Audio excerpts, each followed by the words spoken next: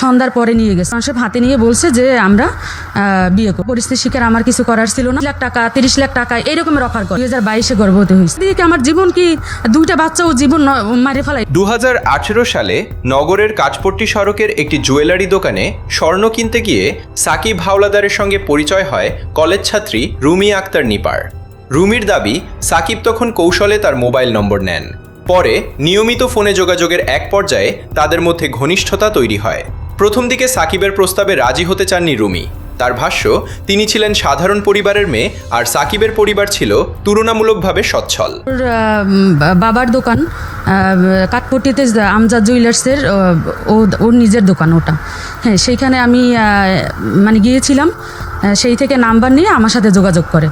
হ্যাঁ, 2018 থেকে আমার সাথে পরিচয়। পরে আস্তে আস্তে আমার সাথে যোগাযোগ করার পরে মানে অনেকবার ফোন দেওয়ার পরে আমি তার সাথে কথা বলতে চাইতাম না, কিন্তু সে আমারে বলতো এমনিতে ফ্রেন্ড হিসেবে কথা বলবে। হ্যাঁ, এইভাবে কথা বলতে বলতে এক পর্যায়ে সে আমাকে মানে রিলেশনের প্রস্তাব দিয়েছে। দেওয়ার পরে আমি তারপরও রাজি হয়েছিলাম না, যে আমি গরিব, হ্যাঁ সে বড় লোকের ছেলে। তারপরে সে আমারে অন্য কথা বুঝাইয়া তারপরে এইভাবে মানে কথা বলছে। তবে এক পর্যায়ে সাকিব নানা কথা বলে তাকে সম্পর্কে জড়ান। কিছুদিন পর সাকিব তার খালার সঙ্গে পরিচয় করিয়ে দেওয়ার কথা বলে রুমিকে একটি বাসায় নিয়ে যান। সেখানে যাওয়ার পর খালা কিছুক্ষণ কথা বলে তাদের ঘরে রেখে বাইরে চলে যান বলে অভিযোগ রুমির। 2 বছর পরে তার খালামণি আছে, তাদের বাসার কাছাকাছি ওইখানে সে আমারে বলছে যে খালামণির সাথে পরিচয় করিয়ে দেবে। হ্যাঁ, বাট আমি এইসব কিছুই জানি না। আমি জানি যে তার খালামণির সাথে আমাকে কথা বলাবে বা আমার বিয়ে সম্পর্কে তার খালামণির কাছে বলবে। আমি ওই বাসায় যাওয়ার পরে তার সন্ধ্যার পরে নিয়ে গেছে, দিনেও না। আমি বিকালে বলছিলাম যে এখন যাব, কিন্তু সে বলছে সন্ধ্যার পরে। এরপর সাকিব তার সঙ্গে ঘনিষ্ঠ হওয়ার চেষ্টা করেন। রুমি এতে আপত্তি জানিয়ে বিয়ের আগে এমন কিছু করতে চাননি বলে জানান। তার দাবি, ওই সময় সাকিব কোরআন শরীফ হাতে নিয়ে তাকে বিয়ের প্রতিশ্রুতি দেন। সেই আশ্বাসে বিশ্বাস করে পরিস্থিতির শিকার হয়ে তিনি সম্পর্কটি মেনে নেন বলে জানান রুমি। পরে যাওয়ার পরে তার খালামণি আমার সাথে কথা বললো, জিজ্ঞেস করলো আমার কথা, ঠিকানা জিজ্ঞেস করলো। বলার পর সে আমাদের রেখে বাইট সেট নক করে সে অন্য বাসায় চলে গেছে। তারপর আমি যখন জিজ্ঞেস করি ওর কাছে যে সাকিব তোমার খালামণি কোথায়, বলতে এসে যে সমস্যা নেই, আমরা কথা বলি, খালামণি গেছে, আসবে এনে ফোন দিলে। তারপরে আমি অনেকবার ওরে বোঝানোর চেষ্টা করছি যে দেখো এগুলো করা ঠিক না, হ্যাঁ আমরা বিয়ে করি তারপরে এইগুলো হবে, কিন্তু এখন আমি কিছুই করতে পারবো না। বলতে এসে যে না, আমরা বিয়ে করব। হ্যাঁ, এইখান দিয়েই বের হই, তারপর আমরা বিয়ে করবো অনেক। তারপরে আমি রাজি হইনি। আমার এই কোরআন শরীফ শপথ নিয়ে, কোরআন শরীফ হাতে নিয়ে বলছে যে আমরা বিয়ে করব। পরে সাকিবের ভাবির সঙ্গে পরিচয় করিয়ে দেওয়ার কথা বলেও তাকে অন্য একটি বাসায় নেওয়া হয়। রুমির অভিযোগ, সেখানেও বিয়ের কথা বলে তার সঙ্গে অন্তরঙ্গ সম্পর্ক তৈরি করা হয়। বাইরে এক ধরনের কথা বলে ভেতরে নিয়ে অন্য আচরণ করা হয়েছে বলেও অভিযোগ করেন তিনি। এরপর সম্পর্ক চলতে থাকলে 2022 সালে রুমি মা হতে চলেছিলেন বলে দাবি করেন। তারপরে আমার পরিস্থিতির শিকার, আমার কিছু করার ছিল না, সেই পক্ষে আমার এই রকমের কাজ করতে হয়েছে। তাই আমার কয়েকদিন নিয়ে গেছে, বলছে যে ওর ভাবির সাথে পরিচয় করেই দিবে। ওর মা ছিল না, তারপর সেই ক্ষেত্রেও আমার সাথে এই রকমের কাজ করা হয়েছে। আসলে আমারে ও বাইরে এক কথা বলছে, ভিতরে নিয়ে অন্য কথা। তার ভাষ্য, বিষয়টি সাকিবকে জানানোর পর প্রথমে সমস্যা নেই বলা হলেও পরে আত্মীয় স্বজন জানতে পারলে সামাজিকভাবে বদনাম হবে এমন কথা বলে তাকে সন্তানটি রাখতে নিরুৎসাহিত করা হয়। রুমির অভিযোগ, বিয়ের আশ্বাস এবং নানা ধরনের চাপের মধ্যে শেষ পর্যন্ত তাকে সন্তান হারানোর মতো পরিস্থিতির মুখোমুখি হতে হয়। এরপরও সাকিবের সঙ্গে তার যোগাযোগ অব্যাহত ছিল। 22-এ গর্ভবতী হয়েছে।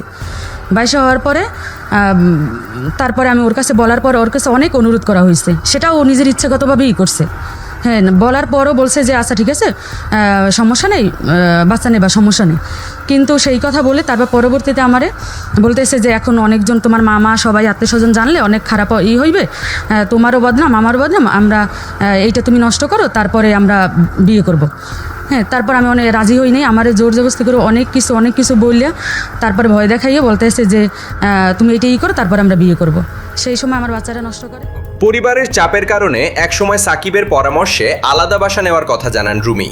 সেখানে প্রায় 1 বছর থাকার সময়ও তাদের মধ্যে ঘনিষ্ঠতা চলছিল বলে দাবি তার। পরে আমার বাসা থেকে বের হইতে বলে, আমার মামারা বিয়ে দিতে চায়, অনেক চাপ দিতে এসছে। তারপর বলতেছে তুমি বলো সবার কাছে তোমার বিয়ে হয়েছে, তোমার মার কাছে বলো, তারপর তুমি বাসা ভাড়া নাও। এইটা করার পর তারপর বটতলা আমির কুঠির ওইখানে আমরা বাসা ভাড়া নিয়েছি। তো আমার সাথে একটা মেয়ে ব্যাচেলার ছিল, ওর হাজব্যান্ড আর ও, আমি আর আমার সাকিব। হ্যাঁ, তারপরে আমরা সেই বাড়িওয়ালার কাছেও বলছি যে আমরা দুই বোন আর দুই হাজব্যান্ড, আমার হাজব্যান্ড মাঝে মাঝে আসবে। এইটা বলার পর সেইখানে আমি 1 বছরের মতো থাকি। পরবর্তীতে আবারও মা হতে চলেছিলেন বলে জানান রুমি। তার অভিযোগ, এবারও সাকিবের দেওয়া ওষুধের মাধ্যমে সন্তানটি নষ্ট হয়ে যায়। ওষুধ খাওয়ার আগে তিনি শারীরিক সমস্যার আশঙ্কার কথা বললেও তাকে বলা হয়েছিল এতে কোনো সমস্যা হবে না।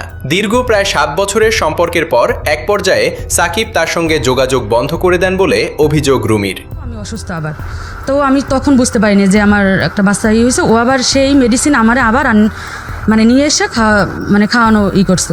আমি বলছি এইটা খেলে তো আমার অনেক অসুবিধা হতে পারে। বলতেছে যে না, আমার এক ফ্রেন্ড আছে, তার কাছে জিজ্ঞাসা করছি, হ্যাঁ কোনো সমস্যা নেই। এইটা বলার পর সে ওই রকমের একই অবস্থাভাবে আমার ওইভাবে করার পর আমি আবারও ওষুধটা খাওয়ানো হয়। 13 তারিখে আমাদের বাসায় আসছে, 18 তারিখ আমার খালামণি তার মার সাথে কথা বলছে, সেই থেকে আমার সাথে যোগাযোগ বন্ধ করে দিচ্ছে। বিয়ের বিষয়ে কথা বলতে গেলে সাকিবের কয়েকজন পরিচিত তাকে আরও সময় দেওয়ার কথা বলেন, কিন্তু শেষ পর্যন্ত বিয়ের কোনো ব্যবস্থা করা হয়নি বলে জানান তিনি। এরপর বাধ্য হয়ে আইনের আশ্রয় নেন রুমি। তার অভিযোগের ভিত্তিতে সাকিবকে আটক করা হয়েছিল এবং পরে তিনি জামিনে বেরিয়ে আসেন বলে দাবি করেন রুমি।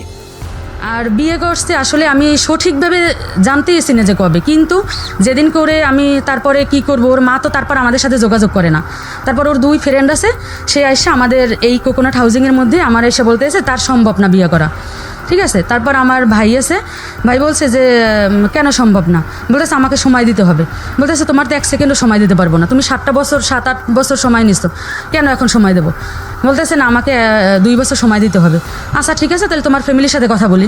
বলতেছে আচ্ছা ঠিক আছে। এইটা বললে তারা চলে যায়, তার 2 ফ্রেন্ড আসে এইগুলো বলার পরে তারপর তার মা আর আমাদের সাথে যোগাযোগ করে না।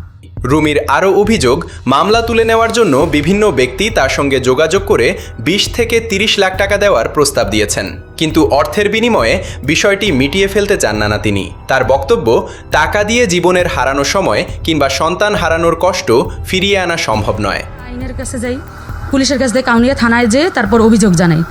প্রথমত ওর নামে অভিযোগ দেওয়া হয়েছে। অভিযোগে তার দোকান থেকে যেদিনকে তারে ধরানো হয়েছে সেদিনকেই বউ উঠাইয়ে আনছে। হ্যাঁ, সেদিনকে বউ উঠাইয়ে আনছে। তো সে অনেক আশা করছিল বউ উঠাইয়ে আনছে এইখানে। হ্যাঁ, কিন্তু আল্লাহ, ওই যে উপরে আল্লাহ আছে, আমার সমস্যা না, আমার কাছে আছে আমার আল্লাহ। টাকা দিতে চায় আমারে। হ্যাঁ, টাকা 20 লাখ টাকা, 30 লাখ টাকা এইরকমের অফার করে। বিভিন্ন লোক আমাকে ফোন দিয়ে বলতেছে যে মামলাটা উঠাই দাও, এইরকমের টাকা দেবো, আমরা সমাধানে আসি। তিনি ঘটনার সুষ্ঠু তদন্ত এবং ন্যায় বিচার দাবি করছেন।